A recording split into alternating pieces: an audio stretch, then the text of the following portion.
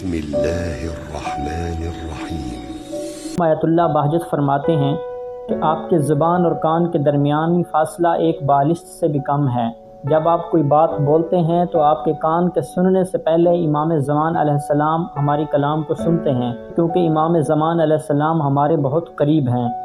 امام نقی علیہ السلام کے دور میں ایک دور دراز کے شخص نے امام علیہ السلام کو خط لکھا کہ مولا، میں آپ سے بہت دور ہوں، کبھی کبھی مشکلات میں گرفتار ہو جاتا ہوں، تو اس وقت کیا کروں؟ امام علیہ السلام نے فرمایا، جب بھی تم کسی مشکل میں گرفتار ہو تو اس وقت فقط اپنے لبوں کو ہلانا اور ہمیں پکارنا، ہم آپ سے دور نہیں ہیں۔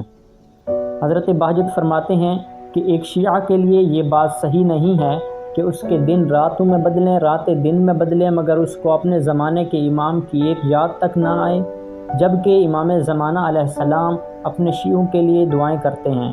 فرماتے ہیں کہ اے میرے اللہ، قیامت کے دن جب ہمارے شیعوں کی اچھائیوں کا پلڑا ہلکا نظر آئے تو ہماری اچھائیوں کی برکت سے ان کے اچھائیوں کے پلڑے کو بھاری کر دینا۔